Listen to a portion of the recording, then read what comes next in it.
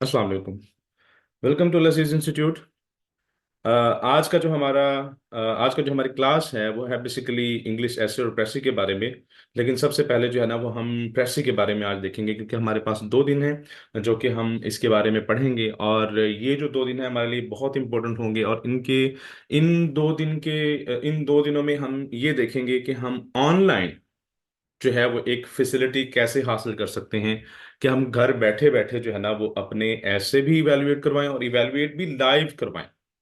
और साथ साथ जो है ना वो प्रेसी कैसे आप लाइव जो है ना वो चेकिंग करवा सकते हैं, इवेलुएट करवा सकते हैं, और आप पढ़ भी सकते हैं। और कौन सी ऐसी चीज है जो कि आपको हेल्प कर सकती है during your preparation of these two important papers. और यहाँ पर मैं एक और चीज भी मेंशन करता चलूं कि इंग्लिश ऐसे और प्रेसी जो है ना, अगर कहा जाए कि ये एक दो सेपरेट सब्जेक्ट्स हैं, तो आई बिलीव कि ये सेपरेट नहीं है। इन ये दोनों सेम है। कैसे सेम है? क्योंकि ये दो एक दूसरे पे डिपेंड करते हैं। ऐसे टोटली डिपेंड करता है प्रेसी। प्रेसी में जो कंपोजिशन है, जो ग्रामर है, और बहुत सारे जो सेंटेंस स्ट्रक्चर्स हैं वो आपको सपोर्ट करते हैं ऐसे में। और अगर आपने ऐसे को पढ़ना है तो ऐसे के लिए आपको बहुत सारा जो है ना वो ऐसे से मिलने की ब्रॉड नॉलेज चाहिए, क्योंकि इसके जो 10 टॉपिक्स होते हैं वो डिफरेंट बैकग्राउंड से होते हैं। तो लेट्स बिगिन। तो हमारे टॉपिक्स ऑफ डिस्कशन क्या होंगे इन 2 दिनों में? वो होंगे, सबसे पहले जो है ना वो हम प्रेसी को देखेंगे, क्योंकि ये बिल्डिंग ब्लॉक है किसी भी कम्पिटिटिव एग्जाम्स के लिए। अगर किसी को ये नहीं पता तो ऑब्वियसली वो जो है वो ऐसे तो लिखना दूर की बात है। तो इसमें हमने यहाँ पर हमारी ट्रेनिंग किस चीज़ में होगी?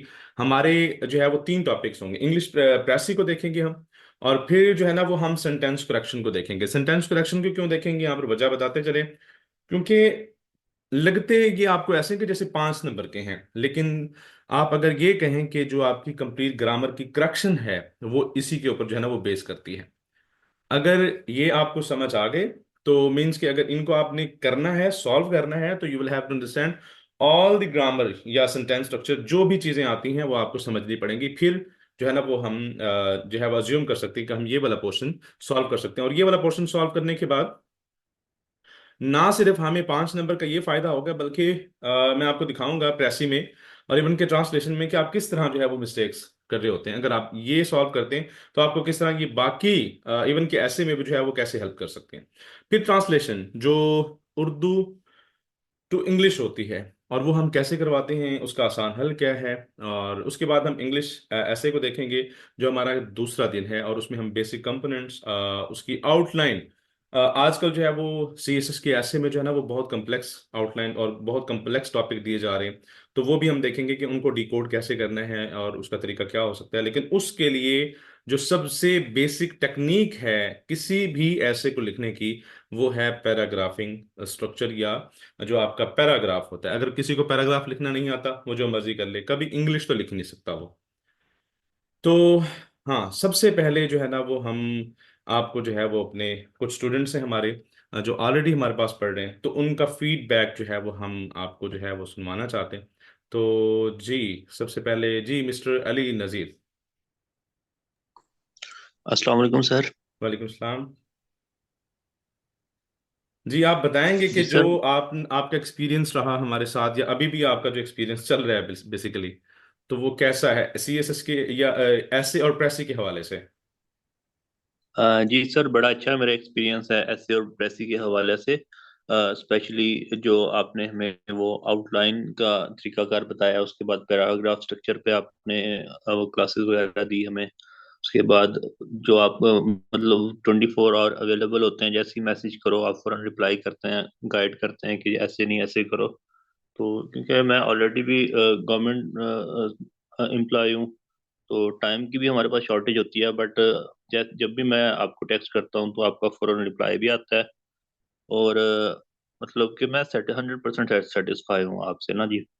अच्छा, आप एक और लास्ट क्वेश्चन था आपसे, वो ये कि क्या आपको जो लाइव हमारी इवैल्यूएशन है जिसमें 5 10 15 लोग और भी बैठे होते हैं, तो इस तरीके का आपको कितना फायदा हुआ है कि आप बाकी लोगों की मिस्टेक से भी सीख रहे होते हैं, कि कितना इफेक्टिव है आपकी नहीं लर्निंग में? सर, बड़ा जबरदस्त है सर। ये सर असल में तरीका, असल चीज ये है, ये जो लाइव एवेल्युएशन है जी, आप फौरन एवेल्युएट करके बताते हैं कि आप यहाँ से मिस्टेक कर रहे हैं।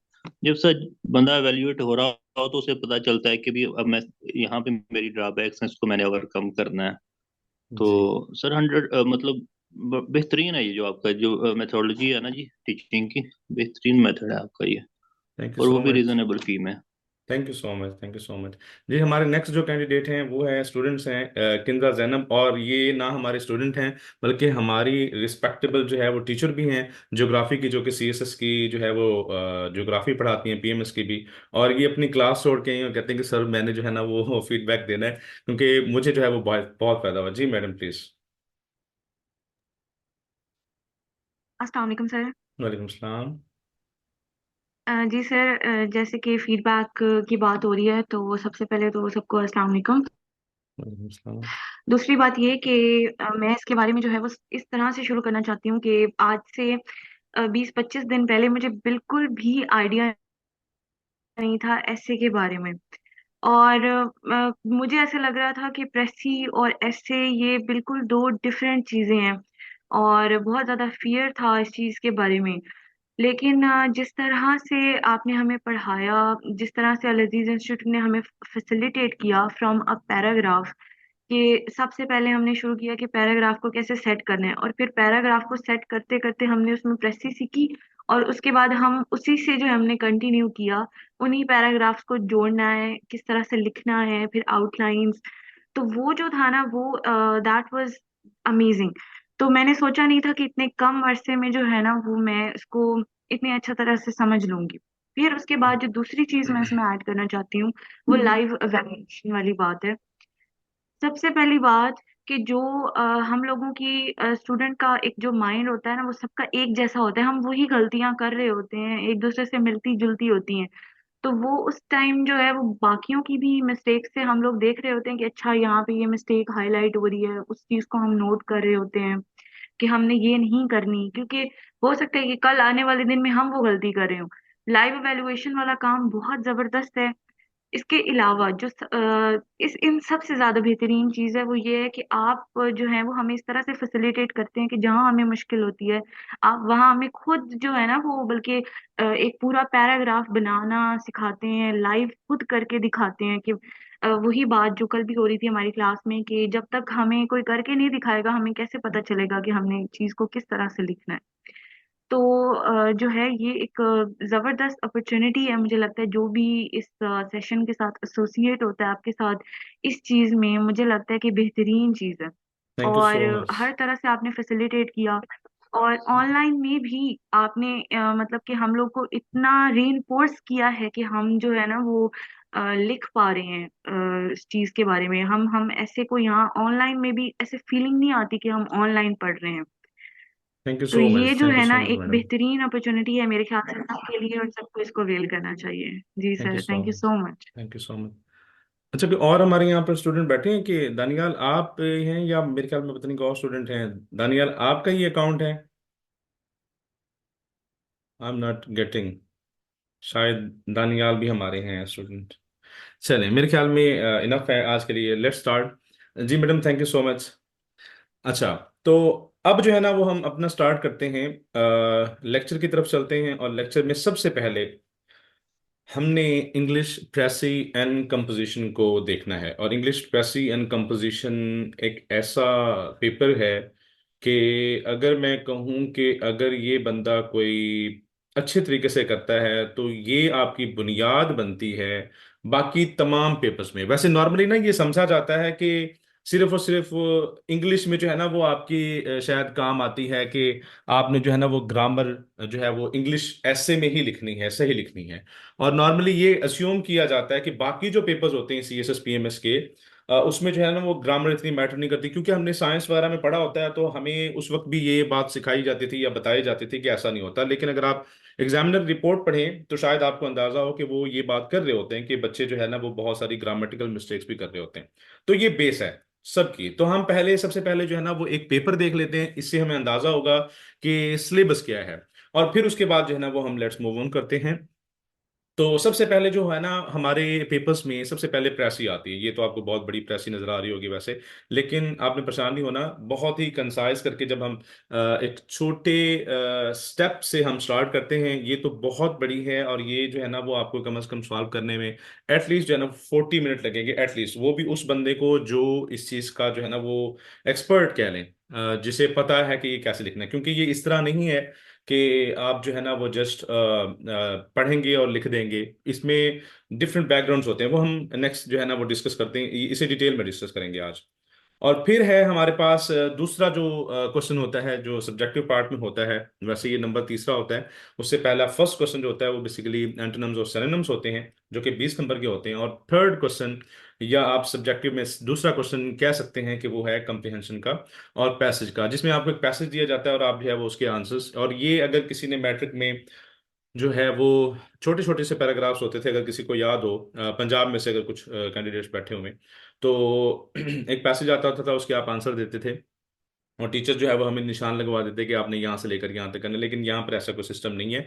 आप यहाँ पर करेंगे तो सही, लेकिन आपकी अंडरस्टैंडिंग बहुत मैटर करती है। यहाँ से जो है ना वो आपको ये पता चलता है कि आप कंप्रीहेंड समझते कितना है, आप उसे अंडरस्टैंड कितना करते हैं। समझने के बाद आप जो है वो उसको एनालाइज करने के बाद जो कुछ आपसे पूछा जाए, देखिए ना, आंसर तो हम उसी का दे सकते हैं जिसकी हमें समझ हो। जिसकी हमें समझ ही ना हो तो हम आंसर कैसे देंगे।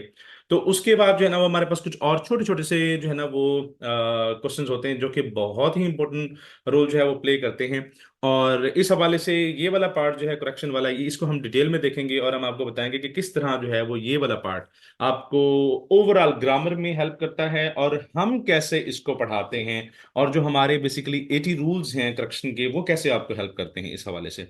और फिर हैं आपके पास जैसे ये प्रपोजिशंस हैं, और प्रपोजिशंस जो हैं वो बेसिकली दो किस्म की होती हैं। एक जो है ना वो आप कहें तो वो फिक्स प्रपोजिशन होती हैं, उसमें जो है ना वो जस्ट आप जो है वो फॉर एग्जांपल जैसे कंपनाइड विद, तो वो फिक्स्ड है। ठीक है। तो इस हवाले से एक फिक्स्ड होती है, एक होती है एक वो होती है जो कंटेक्स्ट बेस्ड होती है। फॉर एग्जांपल वो कैसे आपको पता चलेगी, उसकी आपको लिस्ट नहीं मिलेगी। क्यों? उसकी वजह ये है कि वो आपकी रीडिंग पे डिपेंड करती है कि आप रीडिंग बुक रीडिंग कितनी करते हैं, और किस टाइप की आप बुक रीडिंग करती हैं। और वैसे भी सीएस वाले जो है वो पीएमएस वाले बहुत अच्छी खासी बुक्स रीड करते हैं, अगर वो पढ़ते हैं, अच्छा सोर्स पढ़ते हैं तो। फिर उसके बाद एनालॉजी, और ये कभी कभी पूछा जाता है, कभी कभी क्वेश्चन नहीं पूछा जाता। ठीक है। और जो उसके अलावा सबसे इंपॉर्टेंट क्वेश्चन होता है, जो कि हम पढ़ाते भी हैं और बहुत अच्छे तरीके से पढ़ाते हैं, वो है पंक्चुएशन। पंक्चुएशन बहुत जरूरी है, बहुत ज्यादा जरूरी है। और ये हम आपको जो है ना वो प्रेसी में दिखाएंगे कि किस तरह जो है वो पंक्चुएशन का इस्तेमाल जो है वो बहुत ज्यादा जरूरी है।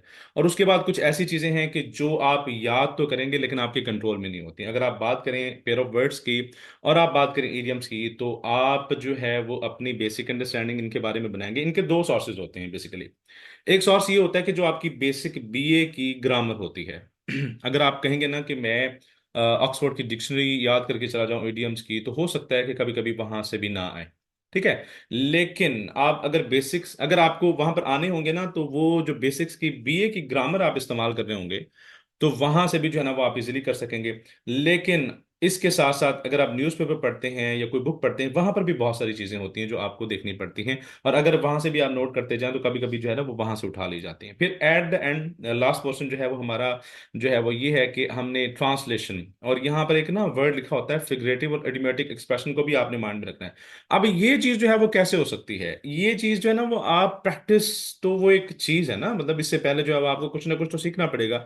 उसके लिए हम फुल बुक जो है ना वो आपको एक पढ़वाते हैं कि भाई ये जो है ना बुक आपको इसकी ट्रांसलेशन सारी देखनी है, और इसमें से वर्ड्स आपने नोट करने हैं। और बहुत ही बेसिक लेवल से जो है वो स्टार्ट किया जाता है। इसकी एग्जांपल हम आपको दिखाते हैं। अब हम स्टार्ट करते हैं अपने अपने लेक्चर की तरफ आते हैं हम, कि हमने क्या करना है, और हम आपको कैसे पढ़ाते हैं, और कैसे आपको पढ़ना चाहिए। अब ये कुछ जो है ना 2017 के और 2023 का एक मैंने जुमला उठाया था जो कि इम्पोर्टेंट था, और ये पहला ही जो है वो सेंटेंस था जो कि करेक्शन के लिए जो था। और ये कुछ है 2017 में। अब इनको थोड़ा सा जो है ना वो डिस्कस कर लेते हैं। सबसे पहले हम आते हैं कि his knowledge of languages and international relations aid him in his work. ये कोई बता सकता है कि इसमें मिस्टेक क्या है? एनीवन?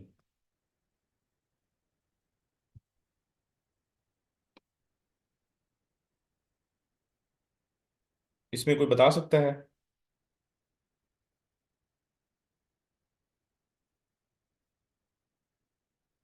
जी नहीं। तो हम देखते हैं कि कैसे हम इसे सॉल्व करते हैं, और कैसे हम जो है ना वो इसे अपने नोट्स के जरिए। अब यही सेम जुमला देखिएगा, और ये तो वैसे हमें नहीं पता था कि ये इसमें लिखा हुआ है। वैसे मैंने एनालाइज किया पेपर्स को, तो फॉर्चुनेटली शायद हमारी किस्मत है कि हमारे ही वो जो है ना इसमें नोट्स में होना था वो, कि वो उसमें हमारा दूसरा ही रूल है जो कि हम करेक्शन में पढ़ाते हैं। ठीक है। नहीं, ऐसा नहीं है। यहाँ पर जो है ना बेसिकली देखें, हेल्प नहीं, वहाँ पर हम यही सोचते हैं कि ऐसी कोई मिस्टेक होगी, लेकिन ये जो है ना वो किसी लफ्ज़ की मिस्टेक या हेल्पिंग वर्ब की मिस्टेक नहीं है। यहाँ पर आप नोट, ये बेसिकली सब्जेक्ट वर्ब एग्रीमेंट का जो है ना वो एक क्वेश्चन था। अब ये भी आपने जो है ना वो सेंटेंस पढ़ना है, फिर उसके बाद आपने ये भी पढ़ना है, तो आपको खुद ही अंदाजा हो जाएगा। अब मैं आपके सामने पढ़ता हूँ। His knowledge of languages and international relations aid him in his work. ये देखें यहां पर क्या बात हो रही है। यहां पर देखें, his experience as teacher to boys and girls give him understanding. मेरे ख्याल में शायद आप समझ चुके हो कि मैं क्या कहना चाह रहा हूं। यहां पर जो है ना वो क्वेश्चन है ट्रू सब्जेक्ट का। जब हिज नॉलेज की बात हो रही है, ये तो बाकी चीजें हैं ना, ये ट्रू, ये वर्ब नहीं है टोटल, जो है ये सब्जेक्ट नहीं है टोटल। ये तमाम का तमाम यहां से लेकर यहां तक सब्जेक्ट नहीं है। सब्जेक्ट बेसिकली हिज नॉलेज है, उसके नॉलेज की बात हो रही है। जब उसके नॉलेज की बात हो रही है तो यहां पर एड्स नहीं आना चाहिए, मतलब यहाँ पर एस का जो है ना वो इजाफा नहीं होना चाहिए आपके ख्याल में। तो बेसिकली ये जो है ना हमें सबसे बड़ा इशू, और मैं जब अपना सेशन स्टार्ट करता हूं तो जब मैं रूल नंबर 1 और रूल नंबर 2 पढ़ाता हूं तो मैं एक बात कहता हूं, भाई ये रूल नंबर 1 और रूल नंबर 2 मैंने जो आपको आज पढ़ा दिए हैं, ये एंड तक आप मिस्टेक करेंगे, इसलिए इस रूल को जो है वो अच्छे तरीके से याद कर लें। और ऐसा होता है, और ऐसा होता है, ठीक है। और अब जो है वो हम देखते हैं अपने नेक्स्ट। ये तो आपने समझ चुके होंगे कि ये इसमें क्या जो है वो मिस्टेक थी। अब हम आते हैं 2017 के जो सीएसएस का पेपर है, उसमें हम देखते हैं कि क्या उसमें जो है वो इश्यूज हैं। अब in the accident one of my arms was broken. यहाँ पर एक जो है ना वो स्ट्रक्चर है जो कि इस्तेमाल किया जाता है, one of my arms. Basically यहाँ पर ये ठीक लिखा हुआ है वैसे, तो ये भी एक स्ट्रक्चर है, लेकिन अब कहने का इसका मतलब क्या है कि मेरी आर्म्स मतलब कि मेरे बाजुओं में से एक। तो चलें ठीक है, वहां तो हमें ये समझ आ रही है कि यहाँ पर वॉज लगना चाहिए, क्योंकि वो एक चीज की बात कर रहा है, was broken and my legs bruised। और यार यहां पर ये क्या कर रहा है, मतलब कि ये देखें, ये वन का इस्तेमाल was के साथ करे, लेकिन ये इसके साथ नहीं हो रही, क्योंकि इसका सब्जेक्ट अलग है। तो इसका सब्जेक्ट अगर अलग है तो ऑब्वियसली इसके साथ वर्ब भी होना चाहिए था, तो माई लेग्स वर ब्रूस्ड यहां पर आना चाहिए। ठीक है, माई लेग्स वर ब्रूस्ड आना चाहिए, क्योंकि ये डिफरेंट है। और उसके बाद अगर यहां पर आप देखें, नोट करें, तो ये किस तरीके से जो है ना वो आप सॉल्व कर सकते हैं। The people who had been raising slogans against the government for many hours. अब जब यहां पर आप इस्तेमाल करते हैं ना रिलेटिव क्लॉज को, तो उस वक्त देखें सब्जेक्ट आपका जो है वो यहां पर क्या है, द पीपल। ठीक है, उसके बारे में ये इंफॉर्मेशन है हमारे पास। अगर फॉर एग्जांपल यहां से लेकर यहां तक आप इसे जो है ना वो साइड पे रखें और फिर पढ़ें, the people wanted increase in their salaries. अब अगर आपको यहां नहीं समझ आ रहा ये बात, तो इसका मतलब है कि ये क्लास हमारे लिए जरूरी है, लेकिन क्योंकि सब्जेक्ट ये पहले आ चुका है, ये यहां से जो सब्जेक्ट है वो पीपल पहले बताया जा चुका है, तो ये दे लगाने की जरूरत क्या है यहाँ पर। दे तो नहीं आना चाहिए यहाँ पर, तो इसके बाद डायरेक्ट जो है वो क्या आना चाहिए था, द पीपल के बाद फॉरन वांटेड आना चाहिए था, तो ये एक्स्ट्रा है यहाँ पर, तो ये इसमें मिस्टेक। और ये हमें कैसे, ये क्यों मिस्टेक आती है, क्योंकि जब नॉर्मली ये होता है कि हमारी रीडिंग्स की जो है ना वो आदत नहीं होती, और ये पढ़ते पढ़ते पढ़ते जो है ना वो हम भूल जाते हैं कि पीछे हमने क्या पढ़ा था। तो उसका नतीजा ये निकलता है कि हम जो है ना वो ढूंढ रहे होते हैं कि यार इसमें मिस्टेक जो है ना वो हो सकता है, सैलरीज की जगह जो है ना वो उसने मनी लिखनी थी, या उसने जो है वो कुछ और लिखना था। तो हम इन चीज़ों के चक्कर में पड़ जाते हैं, लेकिन ऐसा नहीं है। लेकिन ऐसा नहीं है, और ये जो है वो हम अपने रूल्स में आपको पढ़ाते हैं। वो हम आपको कैसे पढ़ाते हैं वो हम आपको अभी दिखाते हैं कि वो हम आपको कैसे पढ़ाते हैं। ये देखें, इसमें अगर आप देखेंगे रूल नंबर, ये देखें पैरेलल आइडियाज में, पैरेलल आइडियाज में भी ऐसा होता है, ये जो आपने यहाँ पर देखा था बेसिकली ये वाला क्वेश्चन, अगर आप इसे पैरेलल आइडियाज में भी लेके आए तो भी आपको जो है वो ये कवर हो सकता है आपका। लेकिन ये वाले जो क्वेश्चंस हैं इसमें आप रिलेटिव क्लॉज का जो है वो इस्तेमाल करते हैं, और रिलेटिव क्लॉजेज जो है वो हम यहाँ पर आपको पढ़ाते हैं। और इसके अलावा अगर आप देखें हम और कौन कौन से जो है वो चीज़ें यहाँ पर आपको बता सकते हैं। For example, you have been working very hard for the last 2 years, isn't it. और ये एक ऐसी चीज है कि मेरे ख्याल में अगर किसी ने ग्रामर पढ़ी है ना, तो मैंने तो अपनी लाइफ में किसी भी ग्रामर में जो हम पाकिस्तानी पढ़ते हैं, जो हमारे जो है वो उसमें से गुजरी हैं, फॉर एग्जाम्पल जैसे to the point English grammar है, उसमें आपको इस तरह की चीजें नहीं मिलेंगी। और ये बेसिकली जो है ना वो कन्वर्सेशन में इस्तेमाल होती हैं या नॉवेल्स में इस्तेमाल होती हैं। तो ये जो है वो टैग क्वेश्चंस हैं। ये टैग क्वेश्चंस किस तरह किए जाते हैं, कैसे आप जो है ना, अगर ये यहाँ पर पॉजिटिव कर रहे हैं तो यहाँ पर यह नेगेटिव होगा, अगर यहाँ पर नेगेटिव होगा तो यहाँ पर पॉजिटिव होगा। तो ये भी जो है ना इसके बारे में भी एक लेक्चर मुकम्मल होता है ताकि आपका ये पोर्शन भी कवर हो सके। और फिर अगर आप बात करें, हैवेंट आना चाहिए था यहाँ पर, क्योंकि ये हैव इस्तेमाल होता है, हैवेंट आना चाहिए था। और उसके बाद यहाँ पर जो है ना वो कॉमा लगता है, सॉरी हाँ कॉमा लगता है नॉर्मली, ठीक है। और आप जो है वो फुल स्टॉप भी लगा सकते हैं, इसलिए जो है वो कैपिटल लगा हुआ है। उसके बाद अगर देखें, John could hardly do not do no better, यहाँ पर नो भी लगा हुआ है और कुड हार्डली, ये अगर आप यहां पर देखें तो आपको ये मिलेगा। Rule number 41, avoid double negatives, you could hardly expect that, you could, ये देखें ना यहां पर ये गलत है। You not could not hardly, ये जो है वो गलत है। अगर आप ये इस्तेमाल कर रहे हैं तो वो गलत होगा। तो इसलिए यहां पर आप जो है ना, you could hardly do better than, मतलब आप इस तरह जो है वो कर सकते हैं, आपका जुमला ठीक हो जाएगा। तो फिर नेक्स्ट जो है वो आपका क्या कहता है, I who have no choice to meet him would rather go. अब देखें इसकी जरूरत भी नहीं थी, आई वुड रादर गो। जब आप यही कह रहे हैं कि मैं, आपकी जरूरत ही नहीं थी मुझे, तो आप मतलब कि एक्स्ट्रा इन्फॉर्मेशन क्यों ऐड कर रहे हैं? तो कभी कभी हमें एक्स्ट्रा इन्फॉर्मेशन को निकालना पड़ता है, ये एक्स्ट्रा इन्फॉर्मेशन है। और इसी तरह जो है ही नॉट ओनली, अब यहाँ पर नॉट ओनली बट आल्सो का इस्तेमाल हो रहा है। ये जो है वो कॉमनली बहुत सारे कैंडिडेट्स एस्पिरेंट्स जो है ना वो इसका गलत इस्तेमाल करते हैं। वो कैसे गलत इस्तेमाल करते हैं, तो यहाँ पर आपको बताते हैं कैसे से। जब नॉट ओनली बट आल्सो का इस्तेमाल होता है तो वो बेसिकली प्रपोजिशन का ख्याल रखा जाता है। कैसे ख्याल रखा जाता है, यहाँ पर आप स्ट्रक्चर देख सकते हैं कि ये देखें, अगर यहां पर इनकरेक्ट देखेंगे वो कैसा है, she is not only, same mistake, profit client in desk work but also in marketing. तो इसका सही क्या है, शी इज प्रॉफिट क्लाइंट। जब भी होगा आपने इसे प्रपोजिशन से पहले इस्तेमाल करना है। यहां पर देखें, इन है, प्रपोजिशन है उससे पहले, और उसके बाद भी प्रपोजिशन इन और उसके पहले। सिमिलरली यहां पर भी आप ऐसा ही करेंगे, जैसे ये देखें ही, तो कम्स, कम्स यहां पर एक और मिस्टेक भी है, कम्स, इसे बाद में देखते हैं देयर को। और he comes there for example not only for swimming but also for coaching, ठीक है। लेकिन यहां पर एक और मिस्टेक क्या है, कम हेयर होता है, गो देयर होता है। तो यहां पर हमने, या फिर आप गोज देयर लगा दें, ठीक है, गोज देयर लगा दें, या फिर जो है ना वो आप देयर को हेयर कर दें, ठीक है। तो ये कुछ ऐसी मिस्टेक्स होती हैं जो एक तो आप रीडिंग के थ्रू भी पढ़ते हैं, मतलब क्या, जितनी रीडिंग्स आपकी अच्छी होंगी इंग्लिश की उतना ही जो है वो आपको बेनिफिट देती हैं। और साथ साथ जो है ना वो कुछ ग्रामर के रूल्स जो कि आपको हेल्प कर रहे होते हैं, जैसे आप देख रहे हैं कि किस तरह आपको हेल्प कर रहे हैं।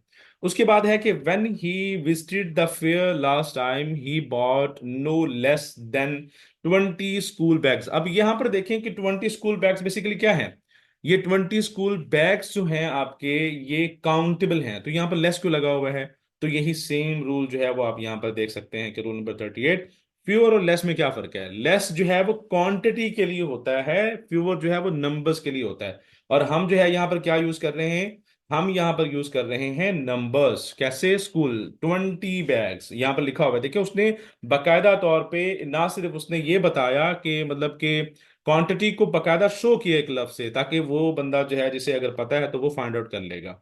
और उसके बाद ये तो मेरे ख्याल में बहुत मशहूर क्वेश्चन है, अगर किसी को आइडिया हो तो, जैसे यहाँ पर देखा होगा, लिखा हुआ है कि 10 कैटल्स। आपको पता है कि जो कैटल, कैटल तो बेसिकली एक प्लूरल है, और उसके अलावा इनके साथ कभी भी कैटल इटसेल्फ जो है वो प्लूरल है, इसके साथ लगाने की जरूरत नहीं है एस। और आप ये भी कह सकते थे 10 कैटल वर ग्रेजिंग, ठीक है। तो सिंपल।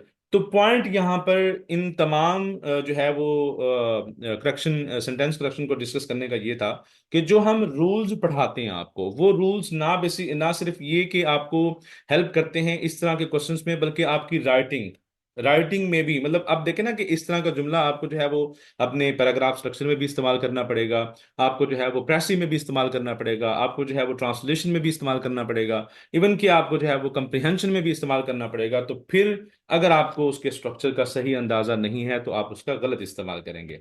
अब हम चलते हैं नेक्स्ट। नेक्स्ट हमारा कौन सा टॉपिक है? नेक्स्ट है हमारा इंग्लिश प्रेसी, जो कि सबसे ही इम्पोर्टेंट पार्ट है हमारे इस हिस्से का। वो हमने कैसे देखना है? सबसे पहले तो हमें समझना चाहिए कि प्रेसी होती क्या है और इसे करना कैसे होता है, इसमें कौन सी ऐसे कंपोनेंट्स होते हैं जो कि हमें समझने चाहिए। क्योंकि हम डायरेक्ट जो है ना वो प्रेसी के ऊपर जंप नहीं कर सकते कि हम जो है वो किसी टीचर से जाके ये कहें कि सर हमें प्रेसी लिखना सिखाएं। प्रेसी लिखना कोई ऐसी चीज नहीं है कि आप जस्ट टेक्निक्स के ऊपर फोकस करेंगे और आप लिख लेंगे। एक इसमें वैसे कहा जाता है कि टेक्निक प्लस जो है वो आपकी प्रैक्टिस है, लेकिन इसमें मैं एक और एडिशन करता हूँ। वो ये होती है कि आपकी जो रीडिंग्स है ना वो बहुत मैटर करती हैं, मल्टीपल रीडिंग्स। अब यस, जब आप प्रेसी लिख रहे होते हैं ना, तो आप जो है ना वो कंफ्यूज होते हैं। कैसे? ये मैं आपको दिखाता हूं कि अब ये देखें, ये पैराग्राफ देखें। पहली तो बात है कि कितना बड़ा पैराग्राफ है। इसे समझने में आपको एक तो एटलीस्ट जो है ना वो 10 मिनट लगेंगे। तो अगर आपने एक अच्छी प्रेसी लिखनी है ना, अच्छी प्रेसी, तो इसको जो है ना वो आपने एक दफा दोबारा देखें कि ये आपको जो है वो क्या कहना चाहता है। इसको अगर आपने समझ लिया, आपने क्या करना है? बेसिकली आपने ये करना है कि जो राइटर है, जो प्रेसी का राइटर है, फॉर एग्जाम्पल जिसने ये लिखी है, उससे पूछना है भाई तुम क्या कहना चाहते हो। तो वो समझने के लिए आपने ये पैराग्राफ पूरे का पूरा पहले पढ़ना है। क्या करना है? आपने पहले पैराग्राफ पढ़ना है, एक दफा, दो दफा, तीन दफा, सिर्फ ये समझने के लिए कि ये कह क्या रहा है, ये कह क्या रहा है मुझे, ये मतलब कि क्या मेरे मुझ तक जो है वो कौन सा पैगाम जो है वो पहुंचाना चाहता है, और कौन सी बात ऐसी है कि जो ये चाहता है कि मैं समझूं। सबसे पहला क्वेश्चन आपके माइंड में ये होना चाहिए। फिर आप एक बहुत अच्छी जो है ना वो प्रेस लिख सकते हैं।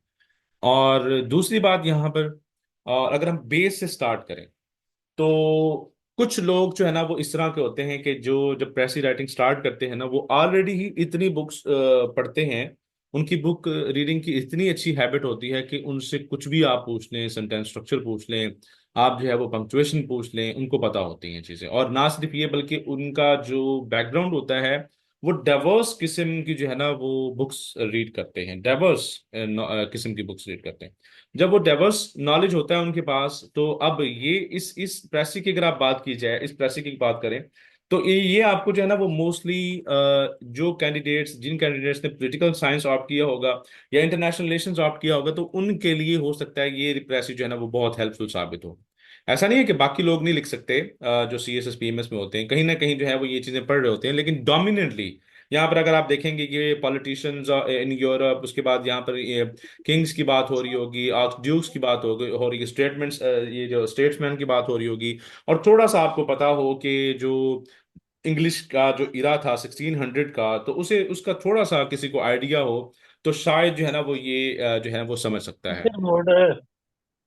इसलिए आपका जो है ना ये बैकग्राउंड, मतलब कंप्रिहेंसिव नॉलेज होना चीज़ों का बहुत ज़रूरी है। और अगर आप जो है ना वो प्रेसी की तरफ आ रहे हैं, तो कोशिश ये करें कि अपनी जो पॉलिटिकल साइंस, जो भी आपके जो सब्जेक्ट्स हैं, ऑप्शनल सब्जेक्ट्स हैं, कंपल्सरी सब्जेक्ट्स हैं, उनको कवर करें और उनकी जो अच्छी अच्छी बुक्स हैं वो रीड करें। अब अच्छी बुक्स का मतलब ये नहीं है कि आप तमाम जो है ना वो सिलेबस को जो है वो रिकमेंडेड बुक से कवर करना स्टार्ट कर दें। तो उसके लिए एक टेक्निक होती है, वो आपको यूज़ करनी चाहिए स्पेसिफिक, ताकि आप एज सुन एज पॉसिबल जो है ना वो अपना सिलेबस जो है ना वो कवर कर सकें। इसमें कुछ ऐसी चीजें हैं जो कि मैं आपको बताना चाहूंगा, वो ये हैं कि जब आप ये वाला रूल जो है वो मैंने अभी जो आपको दिखाया, कि आप जो है ना, वो बंदा पूछता है कि भी कहना क्या चाहते हो। जब आप ये चीज फाइंड आउट कर लेंगे तो उसके बाद जो चीजों की जिन चीजों की आपको जरूरत पड़ेगी वो कुछ ऐसी चीजें होंगी। फॉर एग्जाम्पल जैसे अभी मैंने आपको जो है ना वो रूल नंबर 2 या 1 दिखाया, उसमें आपने देखा होगा कि अब यहाँ पर नोट कीजिएगा, all the evils in this world are brought about by the person who are. अब जब ये हु आर लिख रहा है ना, तो कभी कभी हमें पढ़ते हुए ये भूल जाता है कि वो सब्जेक्ट जो था वो कौन सा था, और सब्जेक्ट वो प्लूरल था या सिंगुलर था। और ये चीज अगर आप इस तरह की मिस्टेक करते हैं ना, इसे मिस्टेक नहीं कहते, इसे ब्लंडर कहते हैं। तो वो देखते ही, फॉर एग्जाम्पल अगर आप मुझे चेक करवा रहे हैं और आप लिखते हैं यहाँ पर all the evils in this world are brought about by the persons और हु आर द पर्सन्स, यहाँ पर अगर आप फाइंड आउट करते हैं कि ऑल द इविल्स इसके साथ लग रहा है, और अगर आप बात करें बाय द पर्सन्स, जब आप बाय द पर्सन्स की बात करते हैं तो यहां पर आप देख रहे हैं, नोट कर रहे हैं यहाँ पर, ये देखें जिसके ऊपर मैंने एरो लगाया हुआ है पर्सन्स, तो ये पर्सन्स प्लूरल है। तो पर्सन्स के साथ जब आप देखेंगे तो कौन सा उसके साथ लगना चाहिए, तो ये चीजें कंफ्यूज करती हैं। एक इसे देखें आप कि इसके साथ कौन सा लगाना है, और फिर आपने ये देखना है कि ये इसके साथ कौन सा लगाना है, वर्ब हेल्पिंग वर्ब कौन सा लगाना है। तो ये चीजें आपको कंफ्यूज करती हैं, और जब आपको ये कंफ्यूजन होती है तो आप ना सिर्फ मिस्टेक्स जो है वो करते हैं, बल्कि आप ब्लेंडर आपसे ब्लेंडर हो जाते हैं। और अगर जो है वो किसी को आप चेक करवा दें तो उसने मजीद चेक नहीं करनी, उसने वहीं काट देनी। और उसके बाद एक और चीज मैं यहाँ पर नोट करवाना चाहूंगा आप सबको, ये देखें यहाँ पर जो है ना बेसिकली एक ऐसा जुमला इस्तेमाल किया गया है, for example all the evils in this world are broad. तो ये मुझे को बता सकता है यहाँ पर कि ये कौन सा टेंस है, कौन सा टेंस है, कोई किसी को आइडिया हो प्लीज मैसेज में ही बता दे मुझे,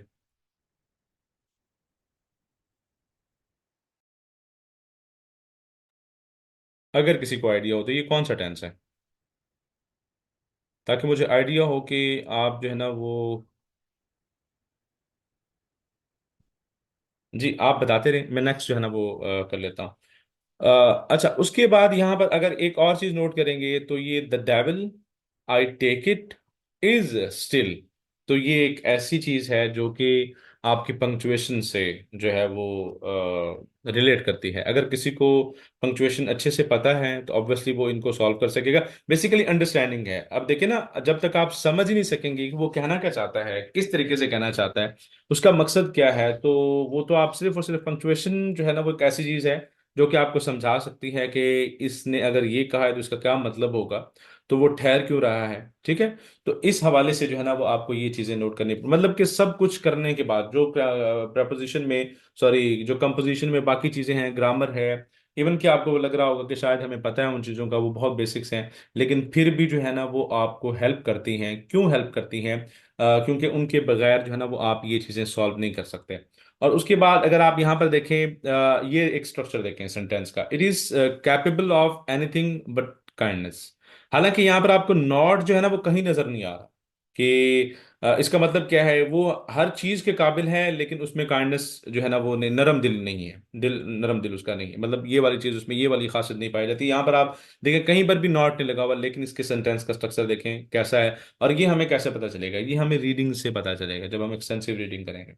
और फिर यहाँ पर अगर आप, मैंने यहाँ पर ये जो जो ये किया हुआ है, doctrine of the strenuous life, basically अगर आप पूरे इस पैराग्राफ को पढ़ने के बाद अगर नोट करें तो बेसिकली इस पूरे के पूरे पैराग्राफ में सिर्फ एक ही बात कर रहा है कि लेजीनेस और हार्ड वर्क, लेजीनेस और हार्ड वर्क, इसकी वो जो है ना वो डिबेट चल रही है। जब आपको असल वजह पता चल गई ना, अब आपको जो है ना वो सेंटेंसेस को रीअरेंज करना। और आखिरी बात यहाँ पर मैं करना ये चाहूंगा कि इसको लिखने के लिए ना नॉर्मली ये समझा जाता है कि आप जो है वो इस लाइन को, ये इतनी लाइन थी तो आप छोटी कर दें, इसे यहाँ से लेकर फॉर एग्जांपल यहाँ तक एक लाइन है, उसे पढ़ें शॉर्ट कर दें, उसके बाद इसे पढ़ें यहाँ से लेकर यहाँ तक तो आप शॉर्ट कर दें, फिर यहाँ से लेकर यहाँ तक पढ़ें तो शॉर्ट कर दें, और फिर जो है ना वो आपके एट द एंड प्रेसिव बन जाएगी। लेकिन ये जो है ना वो तरीका गलत है। बेसिकली ऐसा होता है कि ये पढ़ने के बाद आपने इसे एक पैराग्राफ में कन्वर्ट करना होता है। पैराग्राफ में कैसे कन्वर्ट करना होता है? सबसे पहले आपने ये देखना होता है कि ये कहने का मकसद क्या है इसका, जैसे वो मैंने आपको कहा कि कहना क्या चाहते हो, तो वो आपने देखना है कि ये क्या कहना चाहता है। वो आपकी टॉपिक जो है वो सेंटेंस हो जाएगा। उसके बाद उसी को आपने एक्सप्लेन करना है, और फिर कुछ सपोर्टिंग आर्गुमेंट्स हैं तो आपने वो बातों बातों में जो है ना वो लिखते जाना है। ठीक है, और उसके बाद आपने जो है वो कंक्लूड कर देना है। ये हम आपको बकायदा लिखना सिखाते हैं। ये तो वैसे बहुत बड़ा पैराग्राफ है, जो कि इनिशियली हम स्टूडेंट्स को नहीं देते, हम जो है ना वो छोटे छोटे से पैराग्राफ देते हैं। तो वो उनके ऊपर प्रैक्टिस करने के बाद आप जो है ना इनके ऊपर बहुत अच्छी प्रैक्टिस कर सकते हैं। अब हम हमारे हमारे लास्ट टॉपिक पे आते हैं आज के लेक्चर के। वो है ट्रांसलेशन। ट्रांसलेशन के हवाले से बस इतना ही कहना चाहेंगे आपसे कि ट्रांसलेशन में, ये आप देख सकते हैं, ये हमारा स्टूडेंट है।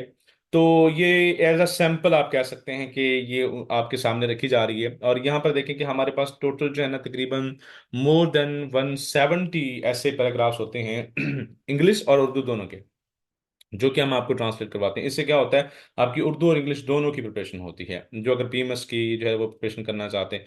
तो इस तरह आपकी एक तो लाइव इवैल्यूएशन होती है। दूसरा ये कि यहाँ पर आप देख रहे होंगे कि कुछ चीज़ें जब आपको मैंने पढ़ाया था, क्वेश्चन जो लिखा हुआ था वहां पर कि फिगरेटिव एक्सप्रेशन जो है ना वो उनका ख्याल रखना है।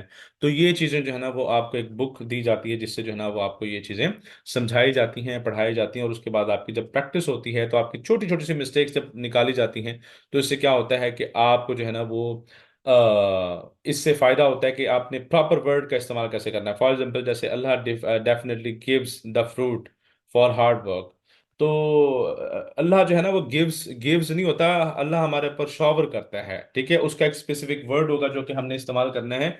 और ये हमें कैसे पता चलेगा, ये हमें रीडिंग से पता चलेगा। और जब आप लिख के आएंगे और टीचर आपका जो है ना वो पोर्शन चेक करेगा, तो उसको आप फिर आपको पता चलेगा कि अच्छा हाँ, यहाँ पर जो है ना वो ये नहीं लिखना था, ये लिखना था। तो आज के लिए जो था वो इतना ही था जो हमने डिस्कस करना है।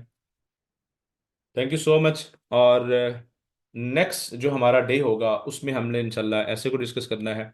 तो thank you so much all of you for your patience. Allah Hafiz.